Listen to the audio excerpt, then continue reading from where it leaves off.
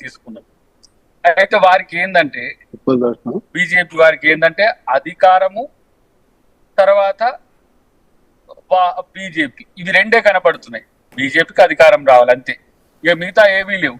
కానీ అధికారానికి బీజేపీకి మధ్యన ప్రజలు కూడా ఉంటారనే విషయాన్ని పక్కన పెట్టేసి నో 400 వచ్చేస్తాయి, 450 అంటుండే ఒక ఆయన. అరే ప్రభుత్వానికి ప్రజాస్వామ్యంలో కనీస వ్యతిరేకత ఉంటది, పోతూ ఉంటే పెరుగుతుంది ఏంది అనంటే ప్రతిపక్షాలు కరెక్ట్గా లేవనంటారు.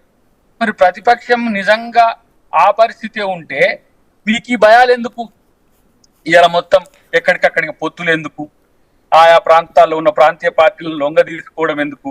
ఆయా ప్రాంతీయ పార్టీలను సామంతులుగా మార్చుకోవడం ఎందుకు? సింగిల్ గా ఎన్డీఏనే పోవచ్చు కదా, ఆంధ్రప్రదేశ్ లో ఎందుకు? ఇలా వేరే రాష్ట్రాల్లో ఇప్పుడు చూడండి, మీరు ఆడ నితీష్ కుమార్ తీసుకున్నారు. ఇన్ని రోజులు ఆయన ఇండియా కూటమికి నేనే ప్రధానమంత్రి అభ్యర్థి అనుకున్నానని బెదిరించిండ్రు, మళ్ళీ కేసు పెడతామని చెప్పి కథలు తీసుకున్నారు, ఆయన చేసింది. ఇలా శివసేనకు సంబంధించి మీరు ఒక పార్టీని మొత్తమే పీక్ పడేసింది. కానీ అక్కడ కూడా ఇప్పుడు మహారాష్ట్రలో ఎట్లా మేము గెలవాలని ఇలా మీ మేషాలు లెక్క పెడుతున్న పరిస్థితి ఉన్నది. ఒక మిత్రుడు అన్నాడు, తర్వాత మన సోషల్ మీడియాలో కూడా వస్తున్నది, మీకు బ్యాలెట్ మీద వ్యతిరేకత ఎందుకున్నది అని చెప్పే ప్రశ్నకు బీజేపీ ఒక్కరు కూడా సమాధానం చెప్పట్లేదు. ఇలా 23 పార్టీలు సుప్రీంకోర్టులో కేసు వేసినాయి. చెరువులో నీళ్లు ఎండిపోతే కమలం ఎండిపోద్దట, ఈ దేశంలో ఈవీఎంలు తీసేస్తే బీజేపీ ఓడిపోద్దట. అందుకనే వాళ్ళు ఈవీఎంలు అట్నే ఉంచాలి. 20 లక్షల ఈవీఎం ఎక్కడో పోయినాయో తెలియకుండా ఉంటే కూడా ఎవరు పట్టించుకోవట్లే. ఇప్పుడు మంచి మత చర్చ జరగాలి, లేకపోతే భవ్యమైన రామ మందిర చర్చ జరగాలి, మోదీ గారు నింపాదిగా ఉండి తను చేస్తున్న ప్రసంగాలు జరగాలి, లేకపోతే ద్వారకలో పోయి ఆయన మునిగి తేలుతున్న విజువల్స్ కావాలి. కానీ మణిపూర్లో మంటలు కనబడొద్దు.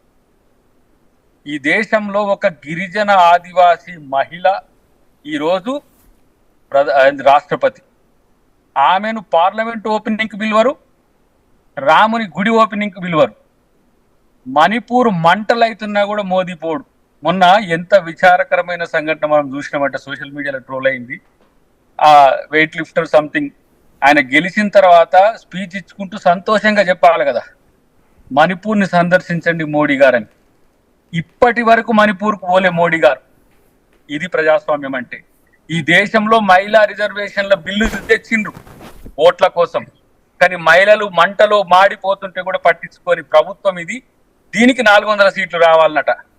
యువకులు ఈ రోజు ఉద్యోగాలు లేక 2 కోట్ల ఉద్యోగాలని వారి నోటనే అని ఉద్యోగాలు అన్నింటినీ సీజ్ చేసినా కూడా ఈ దేశంలో బీజేపీ